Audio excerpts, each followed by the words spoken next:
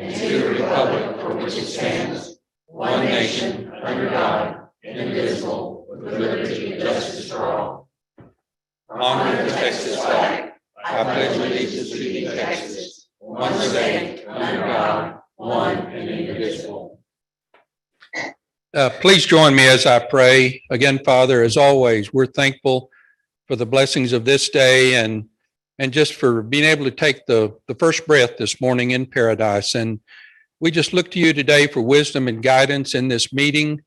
The commissioners are in their spot. They've done their homework. The judge is sitting in his chair with gavel at hand, and the audience is anticipating the results of this meeting. And it was once said that every motion that'll be made here today is perfectly made for the results that it accomplishes. So if we have good consideration, we have good results. If we have not good consideration, we get bad results. So we just pray for wisdom, because these commissioners have a difficult job and they've done their homework, and we just pray that you will give them the wisdom. All wisdom comes from you, not from man. And sometimes when we go our own way, we go the wrong way. So Lord, we just look to you this morning as we give this invocation to invite your presence, preside over this meeting, give these officials the wisdom they need to make the decisions that benefit all the citizens of this county, because we all depend on you. For it's in your name we pray. Amen. Amen. Turn your mics on. Good morning, everyone. We do have, well, let's have a roll call. Let's have a roll call. Commissioner Cheney. Here. Commissioner Casterline. Commissioner Russo. Here. Commissioner Lawbach. Here. Judge Mills. Here, Commissioner Casterline, are you on Zoom? He said he was going to try. Poor thing, he's in Cozumel. He's in Cozumel. Oh. Okay, he didn't get it. All right, we have citizens to be heard. Mr. Champion, are you here?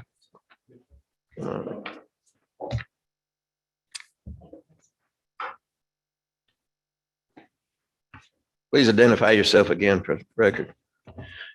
My name is Pete Champion, and I reside at 276 Brumley, which is in the Holiday Beach subdivision on the east side. Honorable Judge and worthy commissioners, thank you for this opportunity to speak. I want to address the issue of flooding and drainage. Between the streets of Devaka, Everett, Brumley, Woods, and Brack, there's still standing water from the rains that we had over 2 weeks ago. This water does not drain out, doesn't take much of a rain to come in and then come over the road and then come down the ditches and floods my house. Right now I'm displaced. House is being redone. Recently they've done some improvements in the subdivision. They've added pavement to Everett Street and Brack, which is great, but now there's even more runoff, and the drainage issue has not been addressed. So with more rain, it's going to just come off of those streets and go into those ditches again. From the Wood Street north on both sides of St. Charles Loop, they came out and mowed, and they only mowed the side of the street. It was evidently still holding lots of water. One of the tractors got stuck and had to come be pulled out. So they have not mowed the bar ditch itself or the other side of the ditch. Most of the culverts need to be addressed. Again, there's a canal on the north side of the subdivision, which crosses over to 35. And then I believe it goes north and then crosses out into the bay. I don't know if that is the county issue or the state issue or the right of way. But when the water does seem to get up there, it cannot expedite itself to the bay. Just very slow moving in those ditches.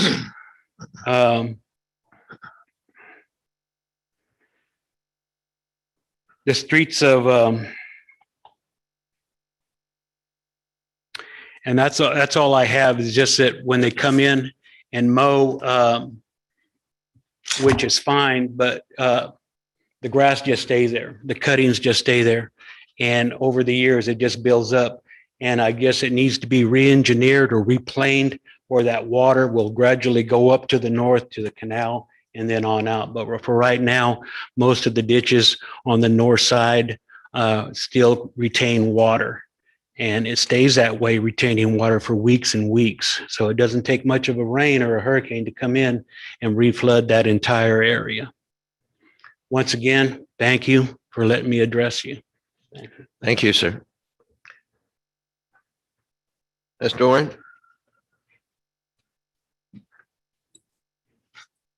Yes, Linda Duran, 2353 Murphy Road, and this is just going to be short. We were here a couple of weeks ago about our water issue. I just want to let you know that I'm still pumping. I did get it pumped off the septic tank and then had to get the septic tank pumped out. And I have moved back a little ways now with one of the pumps, but I foresee at least another 2 weeks, maybe 3 or 4 until we get it all pumped out.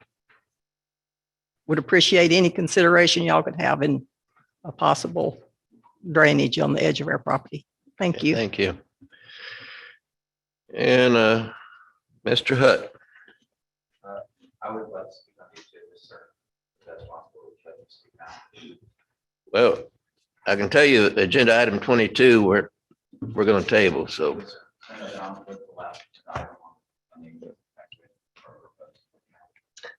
Okay, we have a presentation. The County Historical Commission is here. Please come forward.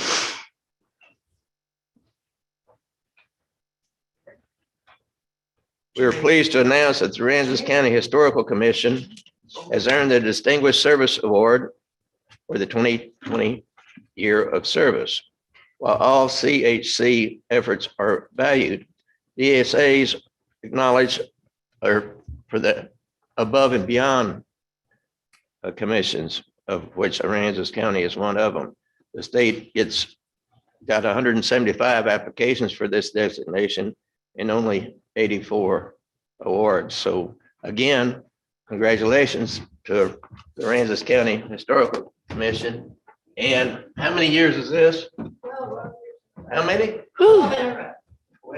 I knew it's been a long time. So please. Right.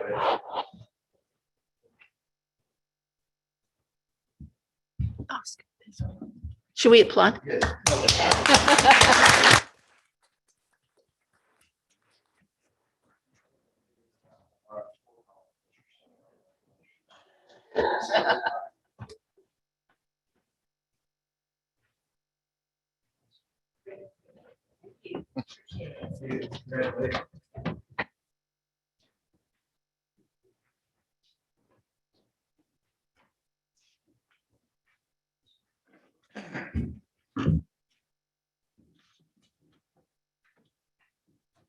And the second presentation will be next week. They're not quite ready. Oh, okay.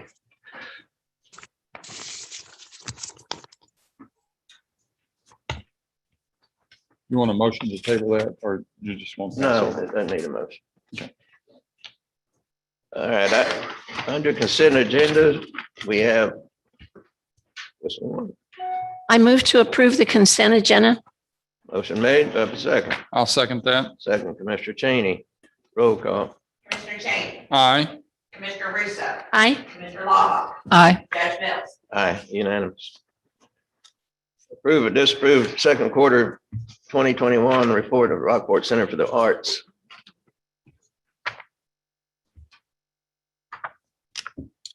Good morning, Judge Mills, members of the court. Before I give my presentation, I'd like to update with a correction. One of my slides. Thank you. Yeah, thanks. Mathematical error. Oh, dear. Data sets. Did you watch out for me in the intersection? I did. You weren't there. Brand new car. I ran into him the other day. It's all forgotten. It's all in the past. Car's fixed. So because you have a very ambitious agenda today, I'm just going to stick to the meat of the presentation, which will cover first the attendance to the Spring Art Fair, April 16th to 18th. If you'd like to move down, Colin, in the slides. Keep on going. Keep on going. A little more. I'll tell you where to stop. Right there. Okay. So on April 16 through 18, we had a 3-day tourism event called the Spring Art Fair. It was held at the Fulton Convention Center. We had about 1,300 people attend the event. It was about 35% of those people are considered tourism visitors. We'd like that number to be a little higher. It is the first iteration of this event. We feel that when we have it next year, we will be able to drive those numbers a little higher. 65% of people participating were local visitors. Our top market was San Antonio, Texas at 6%. Secondary market was Austin, Texas at almost 5%. Total visitation for major metro was about 17%. We'd like that to be a little closer to 30%, which is major metros, primarily the areas where we focus our advertising campaigns. So that is one report. The second report, we're going to just go over visitation to the Art Center in general. Colin, if you'd like to move down, I'll tell you where to stop. Right there. Okay. And this is the report I just handed the court. With a correction, we had a mathematical error in the June rubric. And so what you could see here is visitation to the Art Center the months of April, May, and June, totaling about 2,000 visitors. Outside visitation in the month of April was 43%, 52% in the month of May, which was our top month, and then 44.3% in the month of June. That is visitation from outside 75 miles. Total major metro visitation in April was 25%, 33%, almost 34% in May, and about 28%, in the month of June. Our top markets were in June. It was Austin, Texas, and then no surprise in the months of April and May, it's the market of San Antonio. And what we have seen increasingly is that we typically has been San Antonio has been number 1, Houston has been number 2, Austin has been number 3, and Dallas, Fort Worth, a distant 4th. And we're seeing a shift in that dynamic, and we're seeing that we're getting more increased visitation from the Austin market. And so we are focusing some of our advertising dollars in that market as well. Let's move on to the final slide, which is the marketing expenditures right there. Thank you, Colin. And so you can see that to date, we have 4 line items in our budget for expenditures for hot dollars that we receive from Aransas County. And to date, advertising, we have spent $2,800. In the Rockport Art Festival, we've spent about $988. You'll see that change next month now that the event has been held. And in exhibitions, about $2,900. Totaling expenditures of $6,714. Our request for 21 was $15,400. What we had received to date at the time this report was prepared was $6,741.99. So we've spent the majority of that, less $27.65. I look forward to coming back next quarter to give you an incredible report on our activities for the month of July. We had a pretty incredible art festival. I'm sure all of you experienced it, and I look forward to sharing that data with you. Does the court have any questions for me? No questions, Luis, but I would say I attended that April event and it was absolutely fabulous. And it seemed like the artists that I talked to all were very pleased with the idea and the outcome. Thank you very much. I move to approve the second quarter 2021 report from the Rockport Center for the Arts. Second. Motion made. Do I have a second? Both Second. of you? Second. Seconded twice. Roll call. Commissioner Cheney, Aye. Commissioner Russo, Aye. Commissioner Law, Aye. Judge Mills. Aye, unanimous. Item number 5. I move to approve the second quarter 2021 report for the Aransas County Historical Commission. Second. Second, Commissioner Laubach. Come on up, Betty. I did want to give you the hours that we spent on our Distinguished certainly, Service Award. please. We had 2,162 volunteer hours at a rate of $54,050. Wow, So, congratulations. did Thank want you to very do much. Gracious. We haven't spent a lot of your money, Yeah, but we're going to. okay. So if you have any questions on our quarterly report, I'll take them at this time. I just have one question Yes, ma'am. on the renewal for the Past Perfect, which is the software program. Yes. Has that vault project status? What is the status of the vault project? 0, Okay. to be honest. COVID kind of knocked a lot of that away. So this is a maintenance that we pay every year. Okay, thank you. Okay, thank you. Roll call. Commissioner Cheney, Aye. Commissioner Russo, Aye. Commissioner Laubach, Aye. Judge Mills. Aye, unanimous. Item number 6. Have a motion. I'll move to approve the second quarter 2021 report from the Friends of the History Center for Aransas County. I second it. Come on up. Seconded, Commissioner Russo. So, yes, good morning. This morning, I'd like to call your attention to some of the things that we've been doing at the History Center. Next. Of course, one of our main things is to put exhibits in front of the public so that they see all of the Aransas County history. So in May, we opened Voices from the Past, and we really appreciate Judge Mills and Mayor Rios speaking for us at that event. Next, these are just a few of the scenes from that exhibit. You see a major display cabinet that shows all of the artifacts that correspond to the panels around the room. We have a wonderful exhibit that a lot of people have made contributions to. Next. While Voices is in one gallery, we have a second gallery with changing exhibits. This exhibit now has something called Places in Time, Landmarks of Aransas County. So you see a number of the buildings that are marked with historic markers. These are on display with full histories. And we have a village that you see this youth is putting the buildings on a map that was produced for us by our county surveyor so that we could actually show where those old buildings would go on the map of 1918. Next. This is another corner of the same exhibit. Then we have upcoming exhibits. Next. We like to keep things fresh, so we try to change often, and we hope you'll join us for these different events. We have a Connie Hager corner that we put up in time for the Hummingbird celebration. We also have a breakfast for the people who are coming to the Hummingbird celebration. Then in November, for November and December, we bring in Christmas trees that are a lot of fun and get a lot of attention. And finally, next year in January, we're already working on an exhibit that will be the Vietnamese culture on our Texas coast. Next.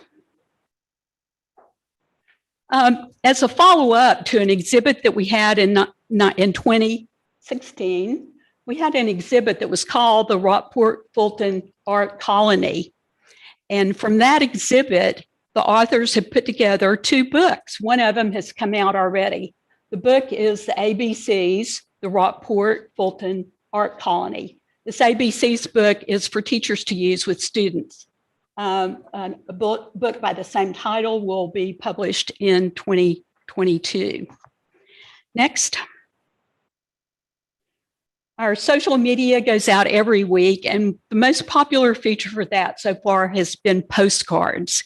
Everybody loves seeing these historic postcards, so please go to our website and you'll enjoy some scenes from the past. Next. Our Sunday programs are monthly, at 2:00 on Sunday afternoons. We had a record crowd yesterday for one called Historic Bottles and what they can tell us. Next, we also work really hard on our collaboration and outreach. One of the main places that we are able to do this, and it's a very valid outlet, is with the Tropical Trail. This is a program that's put on by the Texas Historic Commission. It's an hour program showing different features for the area, for the Tropical Trail region. And we've been on it several times. The last one that we did with them in July was by the Beautiful Sea, that is based on a history outline from Voices of the Past. Next. We also work with locals to keep history in front of everybody. So we really sponsored the Klein's Cafe move. I did an interview on the history with the TV, and then we brought it to the Tropical Trail with Louis Perone, also talking to that Tropical Trail group. And we will work to establish signage on the history of the building for the new location. And with the new depot becoming something that will be featured downtown, we have given them all of the posters that we had, about 6 posters that we had on the history of the depot that we'd previously displayed, but now those are all in the depot for their benefit. Coming up, we have a historic survey by the THC. It's in response to Harvey. Next. We hope this has given you a little insight into what we do at the History Center, and that you'll join us soon to be there in person. Thank you.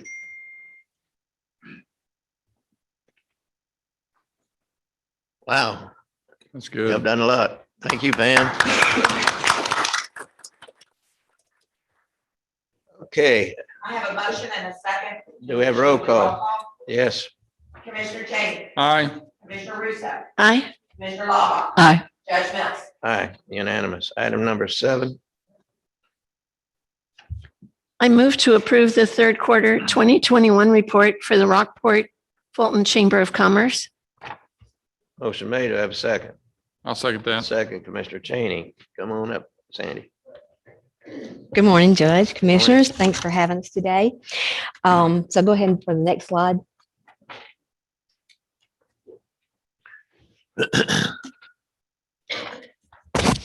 Okay, so we just want to recap a little bit for 2020. While other counties were suffering through COVID, the tourism spending in Aransas County was number 2 in the state at a growth rate of 19%. Also, next slide. You'll see that our sales tax was also among the highest at 15%. So the next slide shows what could happen. Go ahead. If we keep reaching our goals. You see that in the yellow. It's just going to go up.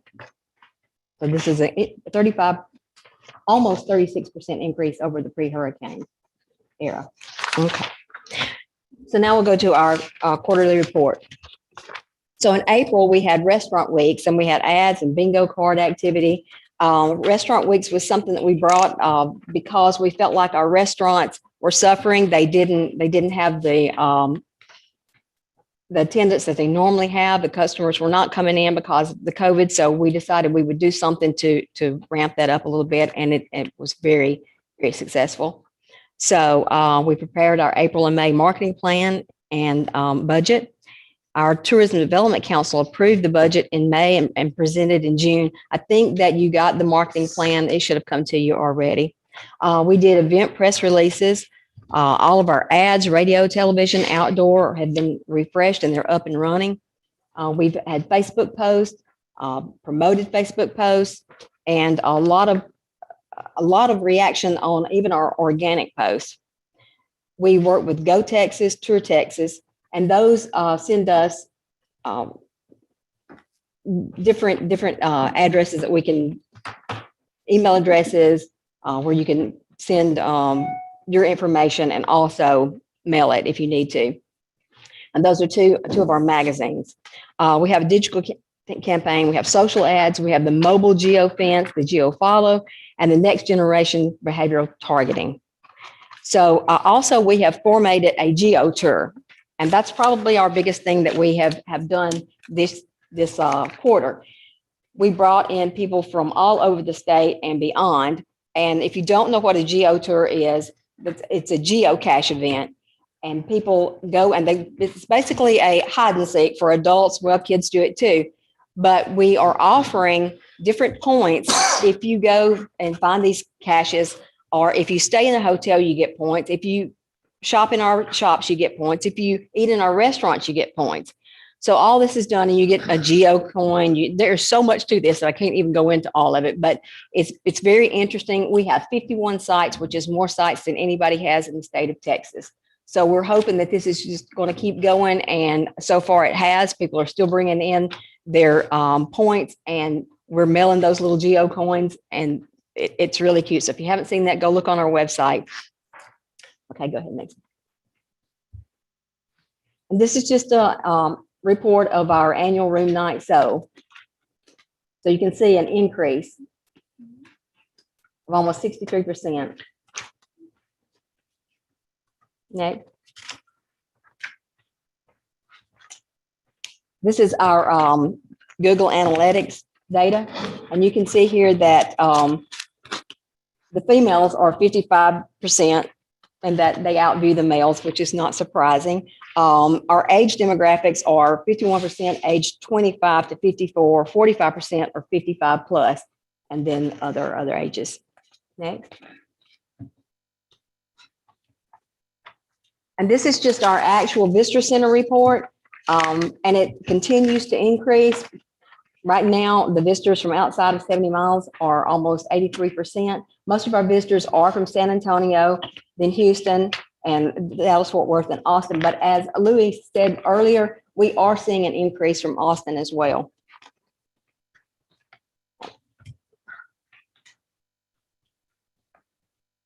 So going forward, this is what we have planned from July to September. Of course, we'll keep doing our press releases, meeting with our attractions, collaborating with them. We've got the Hummingbird celebration coming up, Seafair coming up, and our overall ad campaign with print, broadcast, and digital media. We continue to send our monthly emails, and those have a reach of 77,000 people on our list. We're continuing our outdoor activity with our social media posts. That was one of the things that I think increased our attendance here in the Rockport, Fulton, the Aransas County area, because we did go with the Get Outdoors.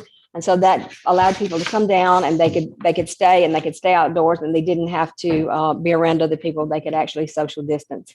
And we're going to keep on, as I said, with our geo tour, our beach, our water, and Aransas Pathway sites.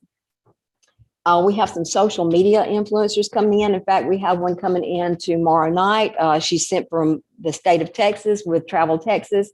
And so we feel like she's going to really pump up our media. She's going to Galveston, she's coming here, and she's going to Corpus Christi. So we gave her 2 nights here to try to make sure she stays a little longer.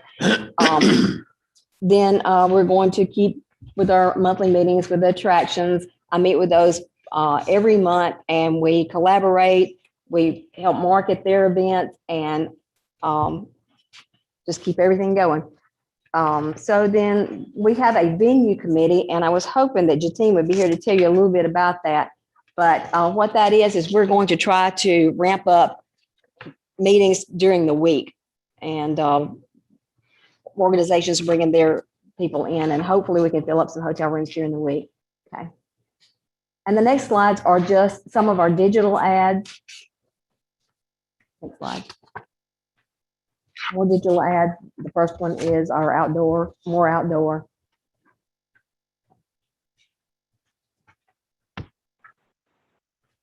And that's all I have today. If you have any questions. Any questions for Sandy? If not, thank you, Sandy, for all you do. Thank you. Appreciate it. Roll call. Commissioner Cheney. Aye. Commissioner Russo. Aye. Commissioner Locke. Aye. Judge Jones. Aye, unanimous. I make the motion to authorize Road and Bridge to advertise for a request for bids for a backhoe and front end loader. Funds to be to purchase shall be from the 2016 Certificates of Obligation Fund. I'll second that motion. Second, Commissioner Cheney. Can you tell us how much they usually cost roughly? 120,000. And you got funds from previous bond funds? Yes. Okay. Roll call. Commissioner Cheney, Aye. Commissioner Russo, Aye. Commissioner Lawler, Aye. Judge Mills. Aye, unanimous. Item number 9. I move to approve a request for a variance to the county subdivision regulations, minimum lot size for 602 West Main Street in Lamar to plat lot 15R, block 91, Lamar Town Site. Motion made. I have a second. I'll second it. Second, Commissioner Cheney. I have one question. Kat, are you online? Yes, sir. Kat, are you on mute? Can y'all hear me? Kat, you're on mute. Should be, can y'all hear me Kat? now? Hello? Can y'all hear me? Kat, are you there? Well, while we're waiting for her, I Yes, understand this. Go ahead. I'm here.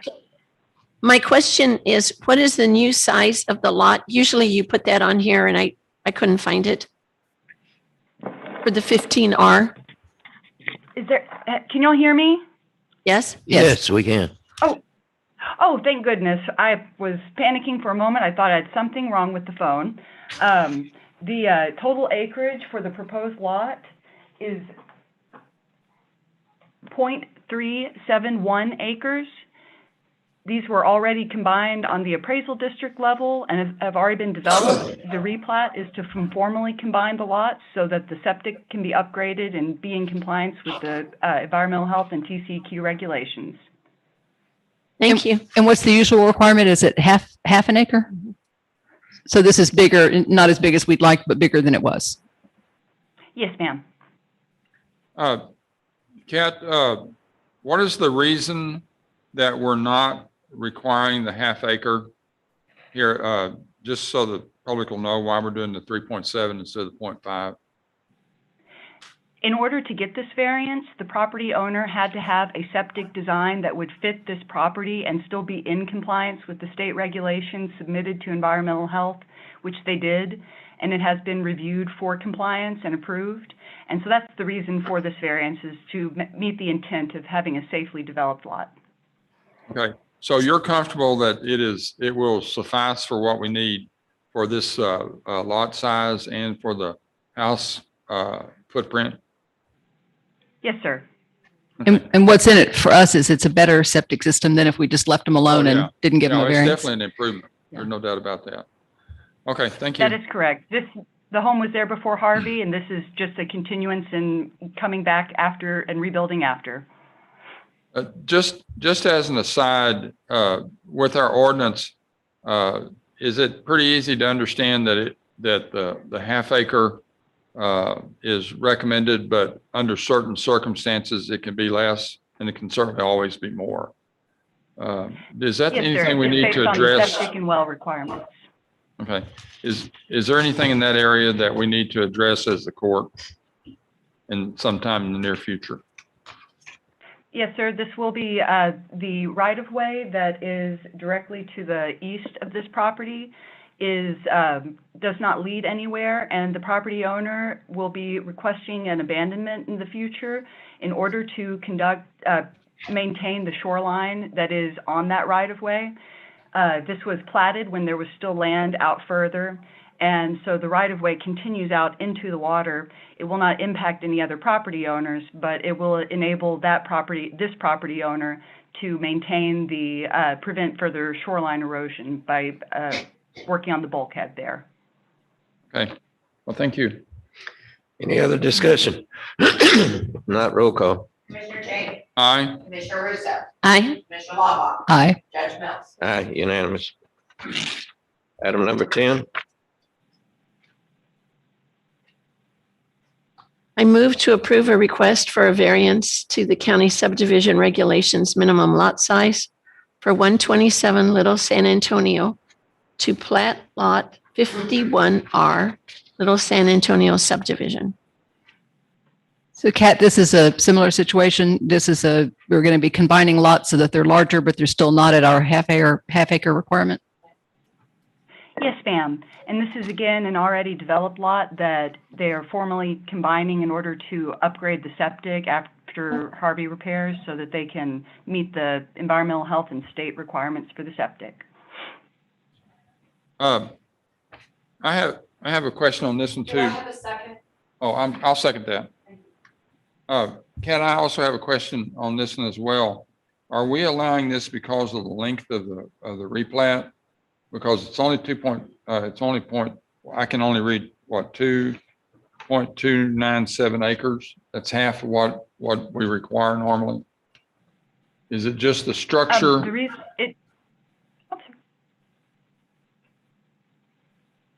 Is it just the way this is configured that allows us to do that?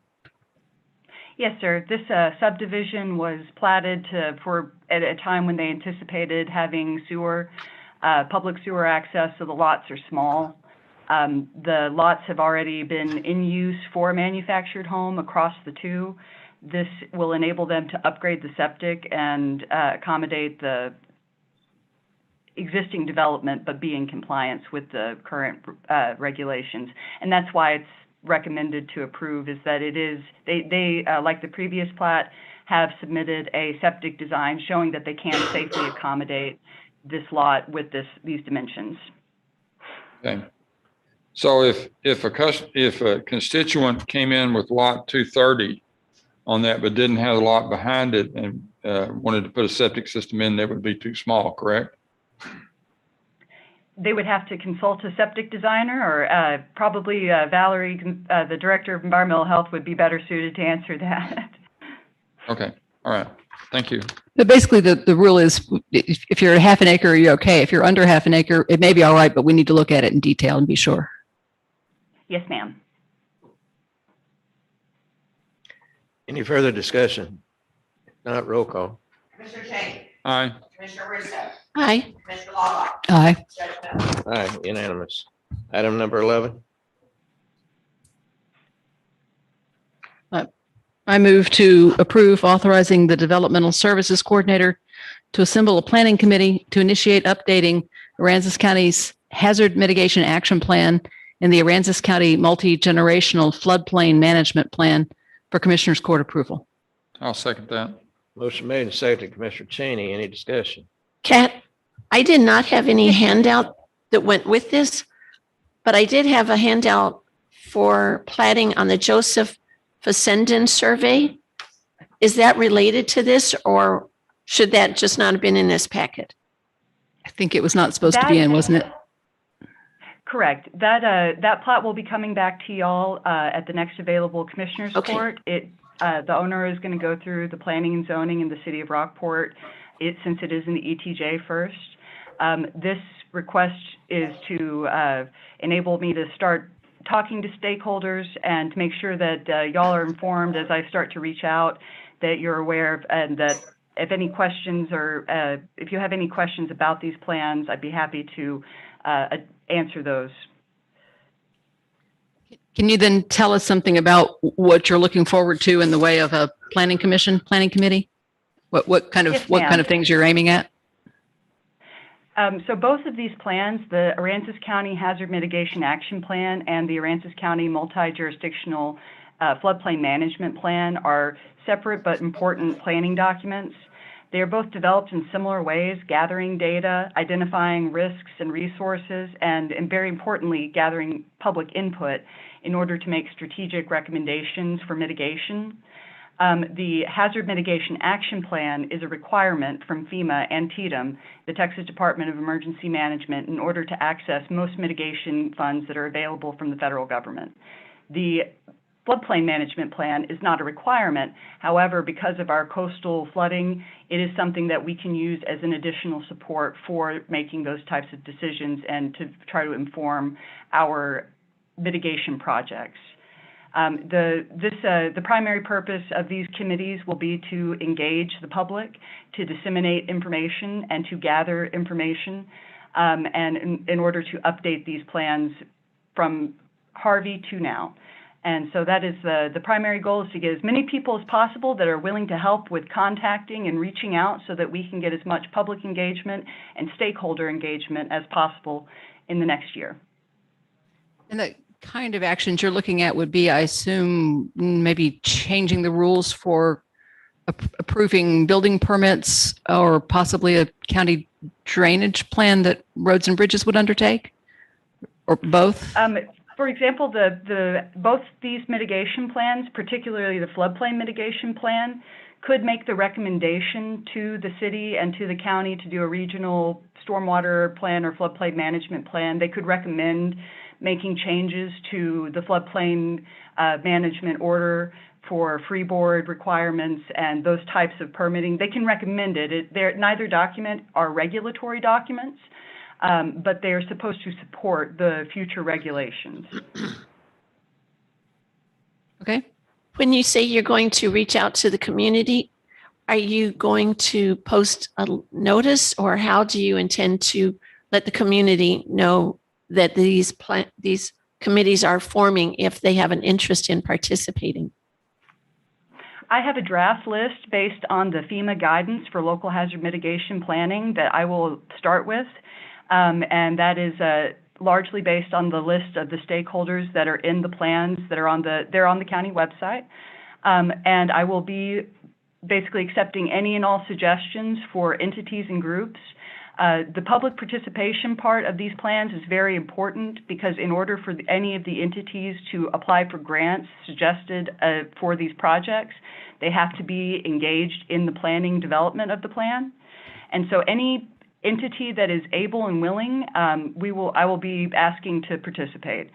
But the point of this agenda item is to make sure that I have y'all's authorization in order to start contacting and confirming who wants to participate, so that I can present as soon as possible a list of those stakeholders that confirm they want to participate and what roles they will potentially play in that committee.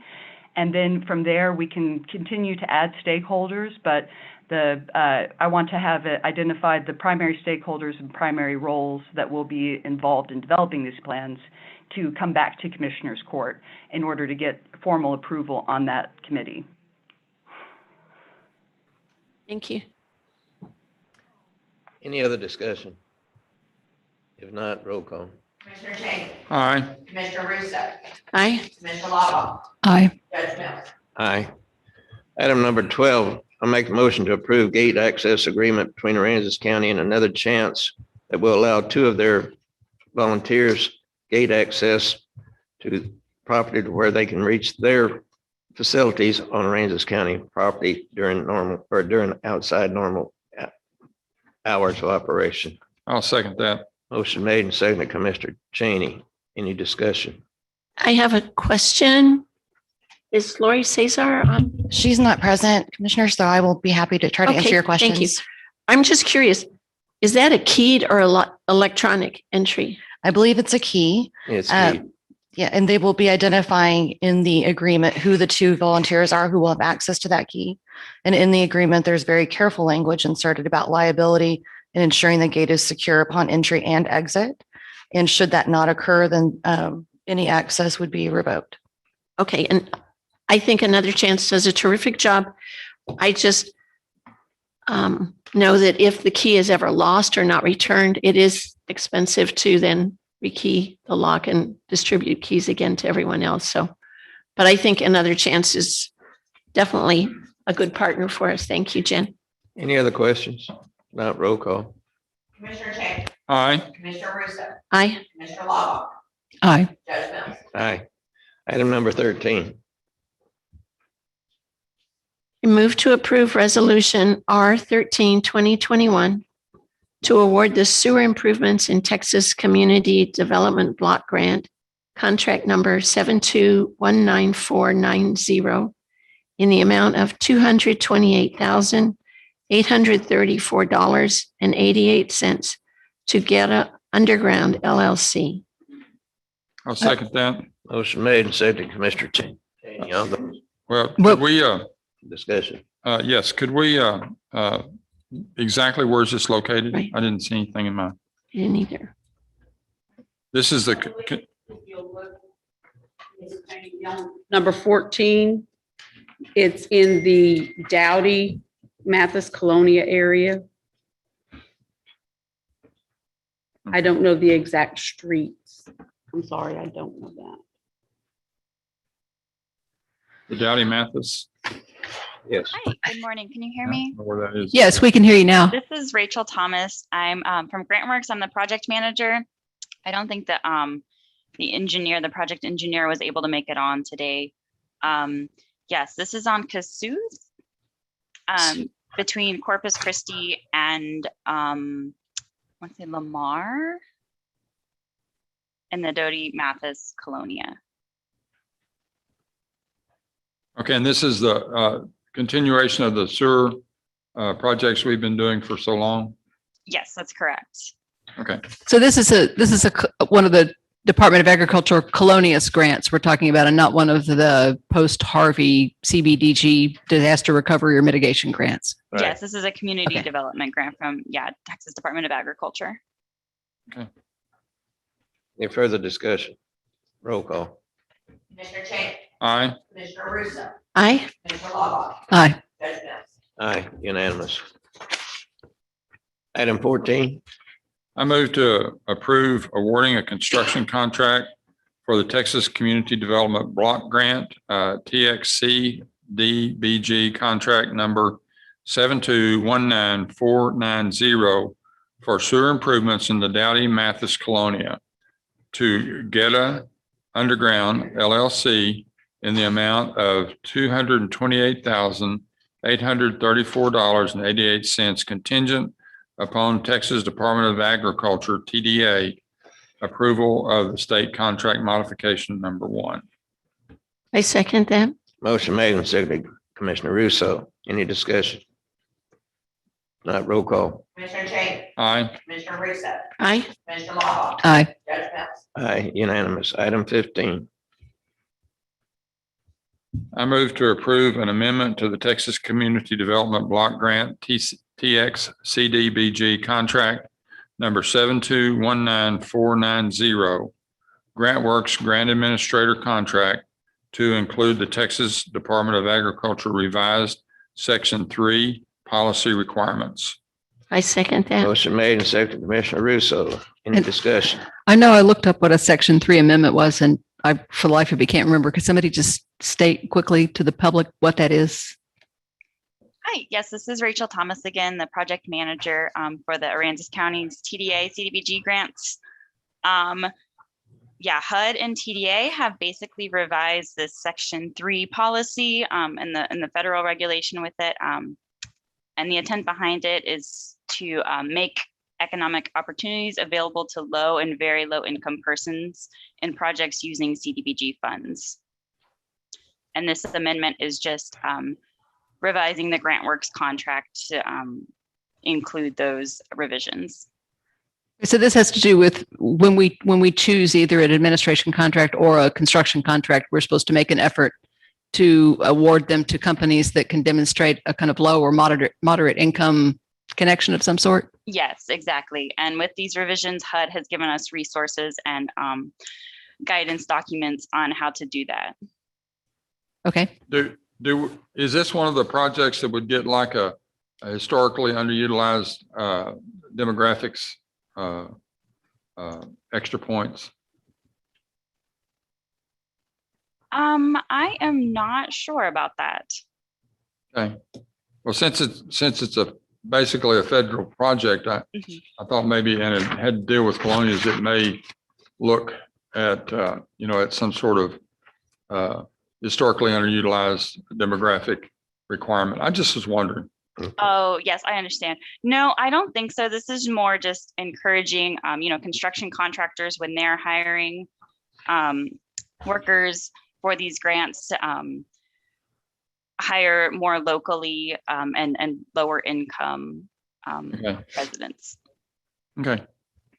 Thank you. Thank you. Any further discussion? Roll call.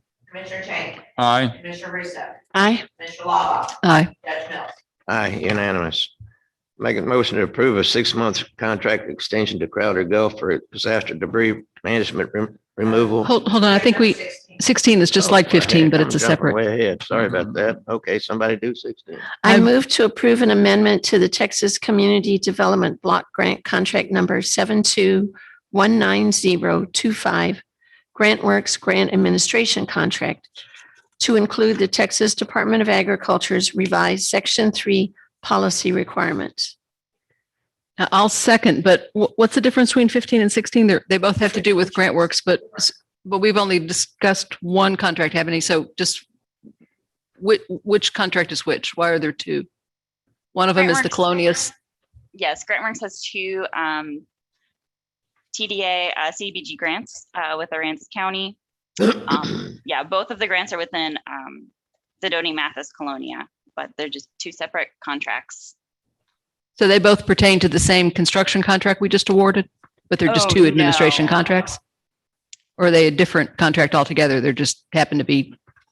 Yes, two different grant projects completely, yes. But this amendment applies to both contracts for GrantWorks. Okay.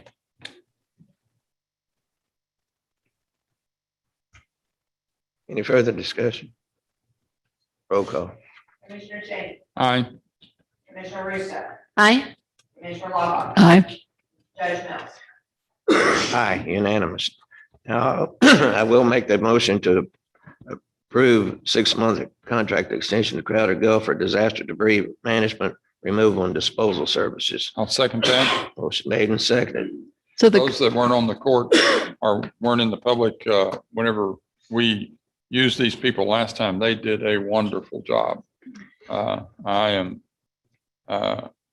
They just came in and just did an amazing job. I'm glad to be able to second it. We've got 4 agenda items that deal with this. And so I'm just hoping to kind of put them in context and make sure I understand how they all fit together. 4 or 5. So Crowder Gulf does the actual debris removal. I gather Thompson Consulting were the people that went around with clipboards and made sure they were complying with FEMA requirements so that they could get reimbursed. And then, so one of them is a 6-month extension. Another is a 1-year renewal. 6-month extension is because we need, their contract's not due quite yet, but we need, it's past due. We need to extend it so we can redo it. Okay, we're catching up for 6 months on Crowder and then extending them for a full year. And with Thompson, we're just extending for a full year. Right. Okay. And then the request for proposals is for going forward. Okay, I think I got it. May I clarify a little bit? The 6-month extension is for the right-of-way debris contract that we have had in place and had done extensions, and it had expired on May 22nd. The other ones that you're talking about, the 1-year extension for Crowder Gulf is for the marine, the private property debris removal, and the demo, which was done separately than the right-of-way. Okay. And also, we have to go out for a request for proposals so that we continue this after the November deadline for the right-of-way. There again is the same thing with the Thompson. We want to renew theirs for 1 year, and then we will go out for proposals on theirs. Their current contract does not expire until April of 22. Okay. I think there was some. This extension, I'm sorry, with this extension. And this, what does it cost us to renew it? Nothing, right? Nothing. We do not pay anything unless they are called in for, they're activated, and we do that. And then again, FEMA with Harvey paid 90% of all costs, and the state came in and paid the other 10%. So we were reimbursed. We were made whole. And does anybody remember how much tonnage that they? Tonnage, I don't remember. Dollars, it was like $38 million. Yeah, I remember something like 40. A little over that. And they stayed here actually longer than what they really needed to, just to do some final cleanup. I remember that. Yes, sir, they did. They made sure everything was done, and all of their temporary debris sites were cleaned up, and TCEQ EQ inspected and approved. Right. Any So further I discussion? agree. They did a great job and we were lucky to have them. I'm pleased to renew. Roll call. Commissioner Cheney, Aye. Commissioner Russo, Aye. Commissioner Lockhart, Aye. Judge Mills. Aye, unanimous. Item 18. I move to approve the contract renewal between Thompson Consulting for disaster debris monitoring for a period of 1 year beginning April 17th of 2021 through April the 16th of 2022. Do I have a second? I'll second it. Any discussion? I have a question. On the agreement that was attached to this agenda item memo, it showed that the agreement was initially made on September 2nd of 2017 and that it would be renewed. We have options to renew on an annual basis for 4 years going forward. So I'm curious how we got around to an April renewal date. Good question. I would have to check on that, Commissioner. The contract I pulled showed this. We did do the original because we did not have this contract. It was a requirement that came up after we did the Yeah, that was Crowder a FEMA Gulf requirement. ones. It was a Yes. FEMA Yeah. requirement. I will double check on that and make sure that we're Okay. covering everything. Well, I think, like you said, it's required that we have a separate monitoring Mhm. company from the one who's picking up the Yes, ma'am. debris. I just was curious about the date because this is sort of set up that we could just automatically renew it. Do an amendment, and then instead of citing April 17 and April 16, could we say beginning at the end of the current 2021 and covering for a period of 12 months? And I could maybe word that a little bit better, but I don't want this to be hung up on date. No, I don't want to, I want it No, to I move think forward. that's fine. I don't know. Well, If you're, I mean, if you're it's- sure the date's fine, then we can always, correct it later if it turns out to be Ms. Oster, wrong. Can we but- do that? If we wanted to make an amendment to the date, I would want to be certain that we know what the date is. So if we could And we find think out this what that date's date right. is. Why don't we approve it? The Let's date would approve be it to the April correct 17th, date. which is on the agenda. So go ahead and approve this as it now stands, and we can find out later why there's a discrepancy. All right. Yes, and we have another meeting next week. So if need be, we can always bring it back next week to make a correction. I would recommend that we go ahead and approve it as written. And then if we need to make a correction next week, we can. And the way I remember it is anyway, we hired them in the months before the hurricane, and we may have done an amendment after the hurricane, but they were on board, sometime. It could have been April. It's very possible that there's another contract for the right of way that we did not catch. And this is coordinated with the Marine and PPDR, the That's probably what it private is. property, Yeah. since they're because running concurrent. Okay. Before the hurricane, we did not have them, I don't think. No, we did not. had- it was- we This had to was do a that new immediately. requirement Uh-huh. that came in, and when we called Crowder Gulf into active. And FEMA um, funded that, right? Yes, sir. Okay. Yes. We had just found them before the hurricane. Any We further actually hired them. discussion? Roll call. Commissioner Cheney, Aye. Commissioner Russo, Aye. Commissioner Lockhart. Aye. Judge Mills. Aye, unanimous. Item 19. I move to approve the request to solicit request for proposals for disaster debris monitoring. Second. Second, Commissioner Laubach. Now, Any I've discussion? got a question on that. If we just renewed the contract for Thompson Consulting on it, why do we need to solicit for requests for proposals for the same thing? To follow This will carry us through this season, this hurricane season. That will give us time to do the RFP for them and negotiate contracts prior to the next. Okay, so we're going forward. This is forward looking. Yes, sir. Okay, thank you. Yes, sir. Any further discussion? Roll call. Commissioner Cheney, Aye. Commissioner Russo, Aye. Commissioner Lockhart. Aye. Judge Mills. Aye. Item 20. I move to approve the request to solicit requests for proposals for disaster debris management. I'll second that. Motion made and seconded, Commissioner Cheney. Any discussion? Roll call. Commissioner Cheney, Aye. Commissioner Russo, Aye. Commissioner Lockhart. Aye. Judge Mills. Aye, unanimous. Item 21. I move to approve renewing the contract for Crowder Gulf for disaster debris for marine demo and private property debris management, removal, and disposal for a period of 1 year, beginning April the 17th, 2021 through April the 16th, 2022.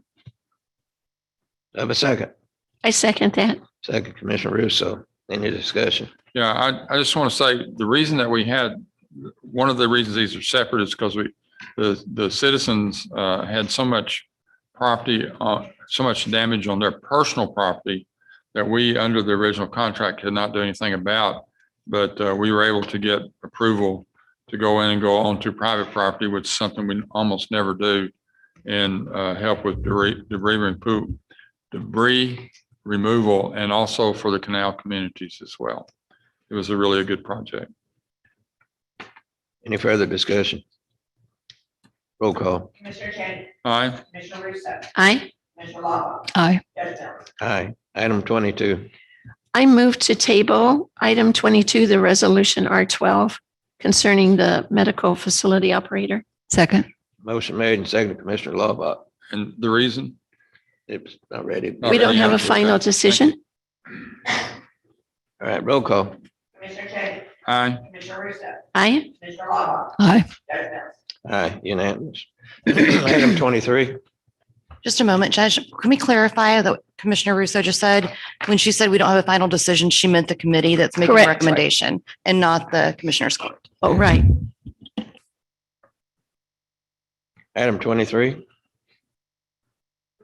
I move to approve authorizing the county judge to purchase cyber insurance at an annual rate of $32,054.59 for a 1 year period beginning July the 23rd, 2021 and ending July the 22nd on 2022, authorizing the premium with the July 26, 2021 accounts payable. I'll second. Colin, is this mostly what I would think of as ransomware? Or is it also just for sort of physical damage, loss of data? What's it for?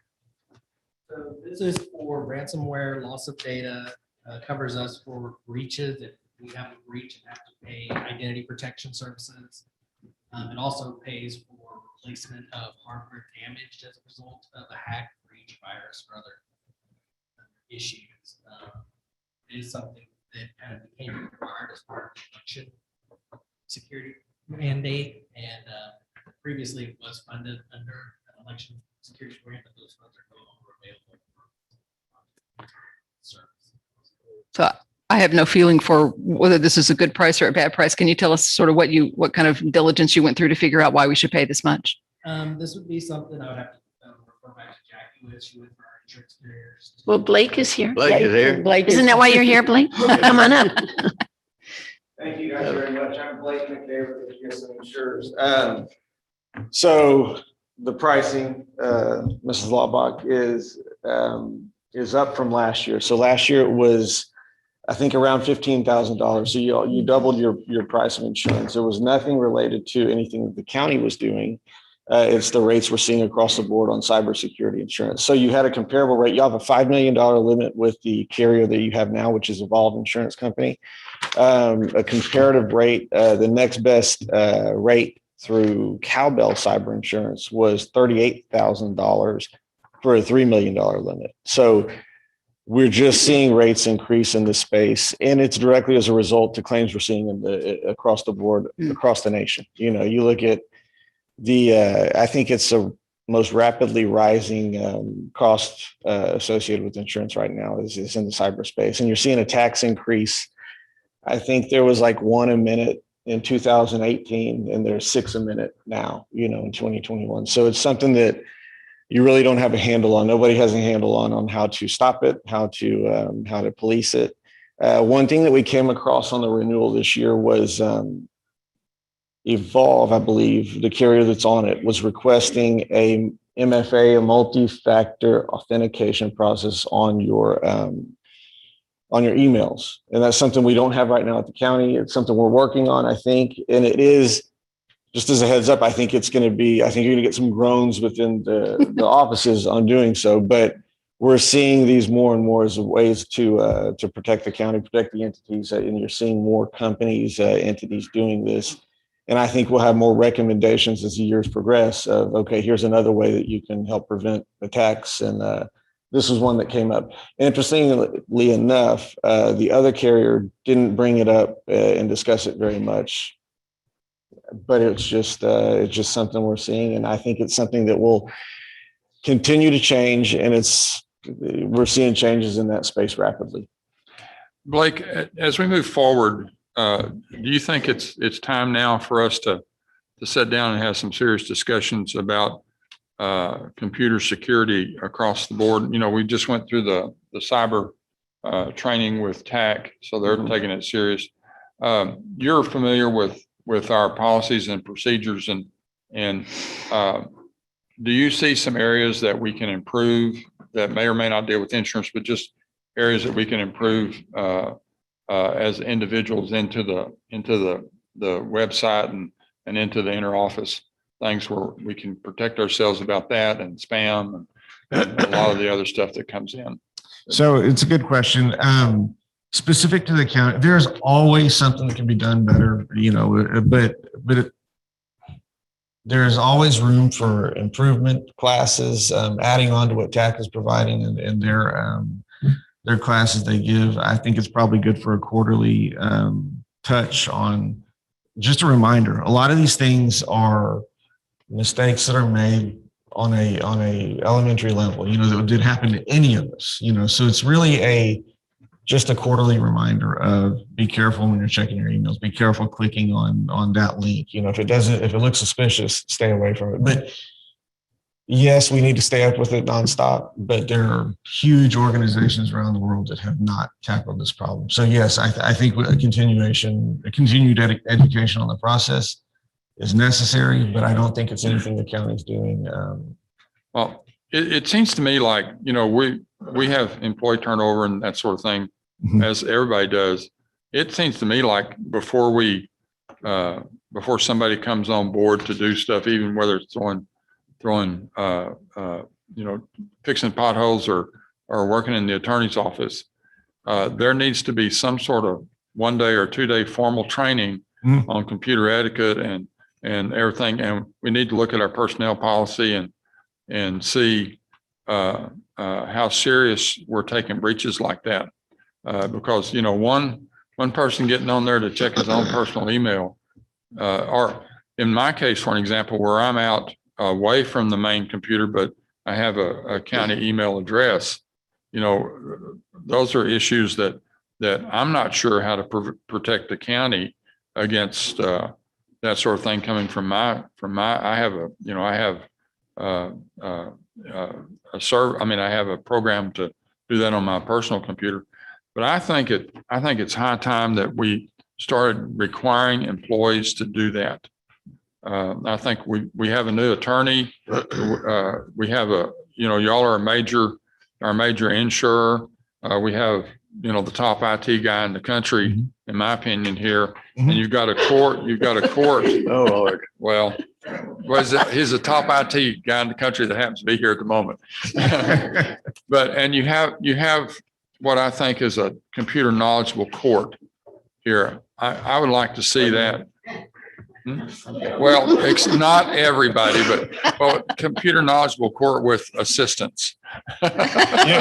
You're certainly correct. This is a scenario where you're only as strong as your weakest link, and it needs to be re-educated regularly. I think we ought to put that for court action as soon as we can. I realize that's part of this issue, and it's kind of broader, but I'm real concerned about that.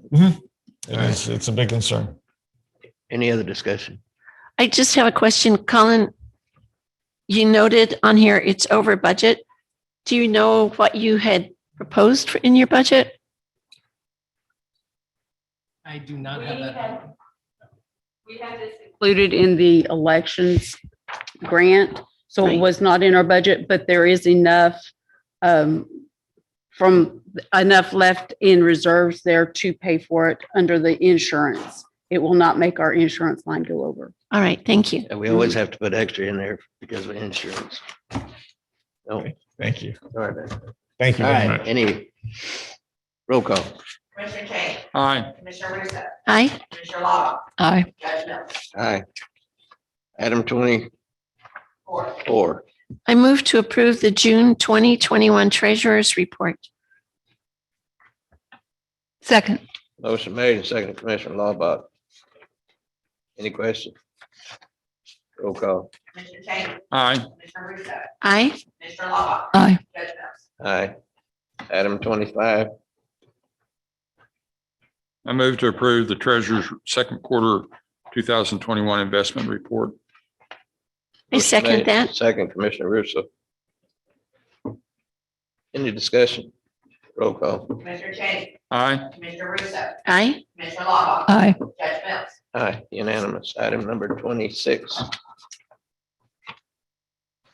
I move to approve a new job description for the county attorney's office, a victim assistance coordinator at a pay group of 17 due to additional duties, training, and experience requirements, and to eliminate the existing administrative assistant / victim coordinator position. I'll second that.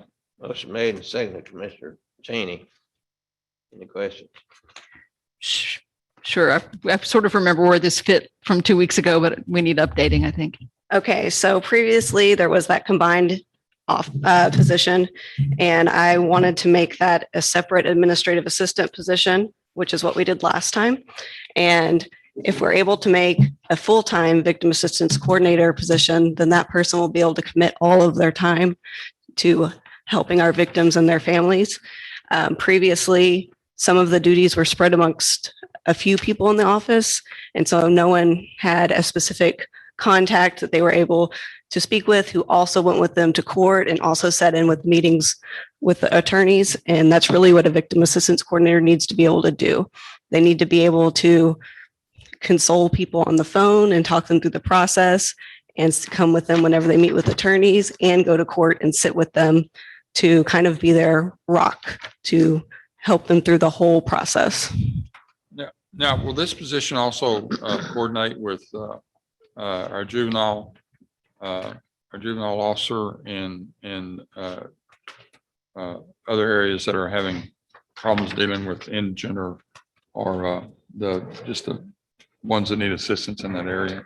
Well, this position would just help the victims and the family of victims. So Right.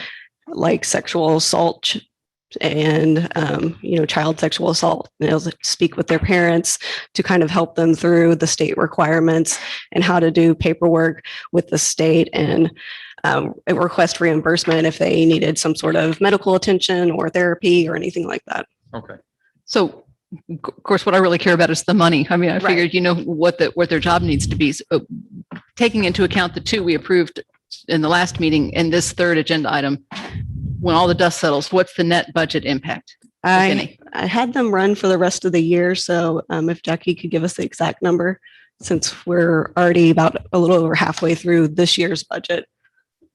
So it'll be for the remainder of this year, combined both positions will be about 5,300. And that's assuming someone were to be hired today, which obviously they won't be. So it'll be less than that. So maximum of 5,300. And is that already in your budget somewhere? Do you have a reserve or extra or something? That is not. That's what I am coming to ask for today. Now, so what would be the total budget impact for a full year? For a full year, it's approximately 12,700, 800 Okay. So another 12,000 next year. for next year. Correct. Is that would that be in our proposed? if Yes, we sir. approve That they're in our proposed budget. Okay, thank you. I have a concern about the pay group that you're asking for, pay group 17. It's a very high pay group. That's the same pay group as our paralegals. And this type of position requires either education or experience as a counselor, psychologist, something like that, because I do have to work closely with children and people who are in an enormous amount of stress and anxiety. And most of a VAC's job is really to deal with people at the worst times in their life. So it takes a very special person to be able to listen day in and day out to everyone and help counsel them through that. It's also comparable to salaries in other counties that are smaller counties. larger counties like Harris County do pay more than that. Victoria pays a little bit more than that, but this is a comparable salary to smaller counties that are probably more comparable to where we are here. I believe when this almost came before the court before, seemed to me that you were looking at a pay group 14. I Is had that to, correct? I had to look at what the market is doing in this position. And so that's why, one of the reasons why I pulled it. Also, as you know, we do not accrue overtime. And this type of position would require at times staying past 5 or coming in on the weekend because some of our victims are not able to take off of work. And we are frequently here on the weekend to meet with victims before we go to trial. So this is going to be a salaried position, not an hourly position. No, this is an hourly position, but we accrue comp time, we don't accrue overtime. So you feel like if you offered it at anything less than 17, you wouldn't be able to fill the position with current market conditions? Right, because we're basically looking for someone with a bachelor's degree or more than 4 years experience. And if they're going to be able to make that much in a neighboring county, they wouldn't want to make less here.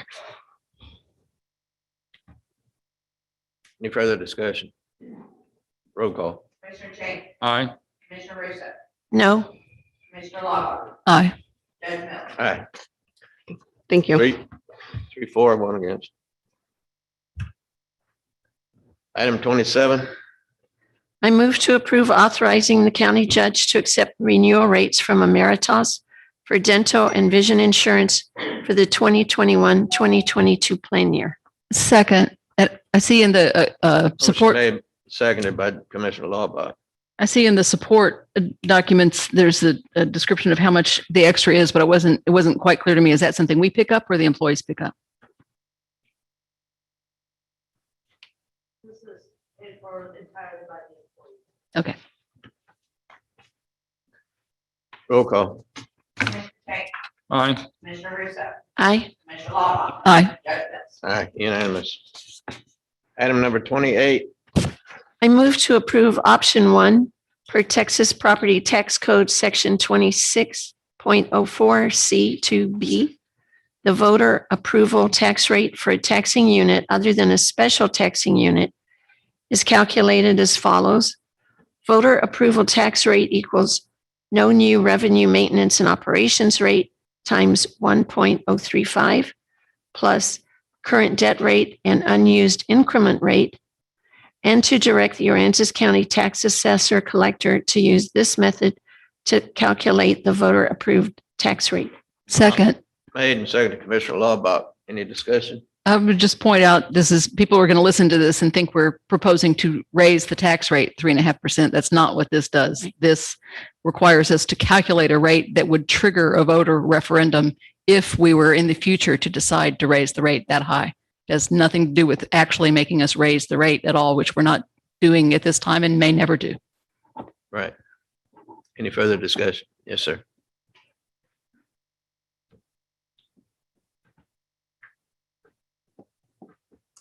Please identify yourself. Yes, sir. My name is Jeff Hutt. I own property at 2201 Prairie Road. According to the numbers that were presented by the school board, the county itself or our area is expecting to see a $280 million increase in assessed value. And this is not only, I'm going to assume, with higher assessments, but as new properties being brought onto the tax rolls. So I think the county is going to have extra money here. This, if you do raise it to 8%, you're going to negate any. That's not in the motion. Not even in the motion. I know, but if you consider this, yes, sir. If you consider this, what you'll be doing is you'll be negating any sort of tax decrease that y'all said you're going to make last year. It'll kind of go towards the critics of last year who said y'all were doing it for a political stunt to get the courthouse passed. Folks in our community have been hurting this past year. We've had several pandemics, the flood, we had the freeze, I have finally asked that if you do decide come time to go with a 8% tax rate, that you take yourselves off of the over 65 tax freeze, and that you live in the same world that the rest of your constituents do who will have to pay that. Thank you. Thank you, but 8% was never considered, so. Yeah, it's not even on the table if we do the 1 point, at the version, option 1 that All right, Commissioner any further Rousseau discussion? moved for. Roll call. Commissioner Chang, Aye. Commissioner Russo, Aye. Commissioner Lava. Aye. Aye, unanimous. Item number 29. I moved, go ahead. Approve budget line item transfers and amendments. Second. We have none at this time. It was second, Commissioner Laubach, right? Yes. I moved to, sorry, we have to. Yeah. Roll call. Commissioner Chang, Aye. Commissioner Russo, Aye. Commissioner Lava, Aye. Judge Mills. Aye, unanimous. Item 30. I move to approve accounts payable and payroll liabilities. I'll second that.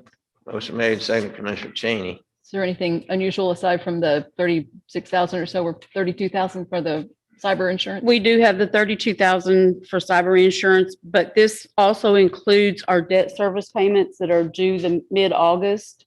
So those in anticipation have been prepared already, as well as about $1.3 million in capital projects. This is our Cedar Bio and some of the other capital projects that have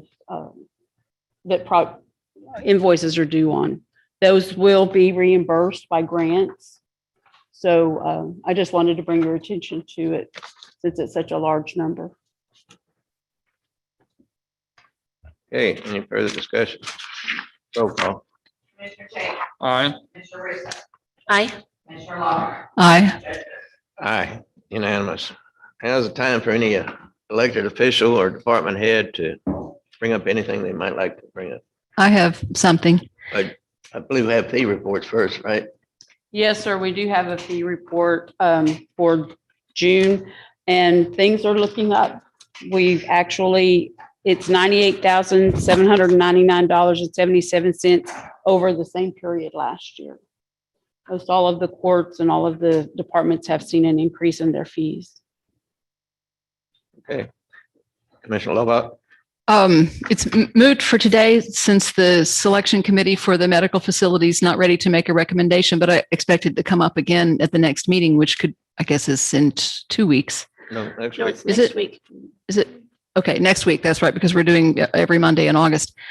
I would just request that whenever we're ready, whenever the selection committee is ready to make a recommendation and a presentation to us of what kind of medical facility we're going to go for, that once the presentation is made, we put off for at least a week, if not 2, making an actual decision on it so that the public has a chance to take in the information that we've made public and digest it and comment on it. I just don't want to be put in the position of hearing a presentation and then being asked to vote on it, minutes later. Right. And I'd also like to report that last Thursday, I went out to Cedar Bio and to see what was going on. And I was pleasantly surprised that things were really hopping out there. I had a new project manager that was really all over everything. And he gave us a personal tour of the whole project in his all-terrain vehicle, and it was excellent. There was at least 7 30-yard dump trucks, 1 tractor pulling 2 30-yard trailers working, and 3 excavators, 2 drag lines, and 20 people. So they're working 13 hours a day. The land people, the dredge boats are working from sun up to sundown. So they're moving about 5,000 cubic yards of dirt a day. And I also like to thank the Sheriff's Department for the use of his airboat. Thank you. All right, any other? No seaplanes landing on Cedar Bayou anymore. I haven't heard of any. I have something, from last meeting, we didn't, on the consent agenda, we accepted some donations, but we had so many things, I think we failed to specifically name the people, and I think that's really important. It's in the minutes, but I also think I speak for everyone who wants to say thank you to the Methodist Church, to Stephanie Merzen, to Diane and Bill Davis. Oh, hold on. Elizabeth Ellingson. It's actually Diane Davis and Bill Wyndham. They corrected me afterwards. Oh, thank you. This is really great for people in the community to see an issue and to come together and to get for themselves for situation that the Aransas County Animal Shelter Control is dealing with horses. And I also like to give a kudos to Lori Caesar and her group out there who I know work very hard to make incredible strides. So I just didn't want those people to not get the recognition. Thank you. Thank you. Any further announcements? I'd like to announce that Judge Mills just had a birthday, so we're wishing him a happy birthday. Happy birthday. Thank you. Thank you. Appreciate it. That's a long number. Yeah, I'm just glad I had another one. That's okay. Any motion? Oh, how much? It was for right of way, it was 3.7 million tons. Oh, my God. For private property removal, it was 402,000 tons. Wet debris was 157,000. No, it was a Well, I lot. agree.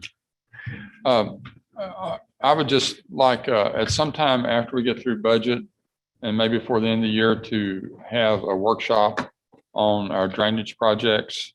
We've been through some over the last, since Harvey, we've been through several significant time periods that affect drainage. And I think I was talking to Miss Dorn, we really need to be brought up to date as a public where we are on overall drainage projects and drainage projects to come. See if we can, for the amount of rain that we had and the damage that it caused in certain areas, the majority of my areas drained off real well. But I'd like to see something before the end of the year where we do have a workshop to talk about that. All right. I would also say that we had a presentation from Hydra USA, I believe, middle part of June, and they talked about products that they had that they could bring in before a flood or to come in afterwards and help mitigate or help with the cleanup. And they are going to do a presentation and have those items on display at the beach this Friday. And I believe you can go Thursday. around this Thursday. And you can go at 1:00 and they will have it set up so you can take a look.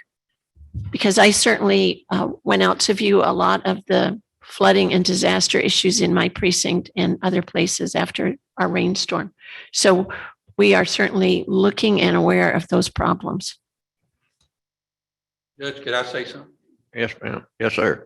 I would like to make a suggestion that maybe the county put out there in public consideration some kind of database. And what I think we would be interested in are people that actually got water in their houses. With the kind of rain event we had, I mean, we have yards flooded. I had to put water in my backyard and I'm in the city, not too far from the bay. But the people that actually had water in their houses, that's the big hardship when people have to leave their houses and rip their sheetrock out and redo their flooring. And at least it would give us target areas around the county that we could look at as we move forward with drainage projects. I think it might assist David. It might assist the city in making the determination of where we need to concentrate these efforts.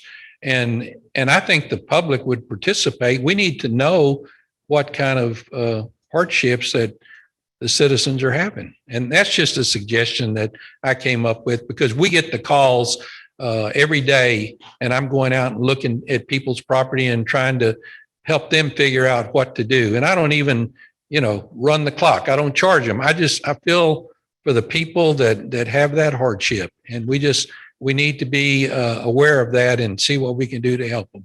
Okay, thank you. All right, if nothing else, do I have a motion? Move to adjourn. Motion made and Second. second, Commissioner Cheney.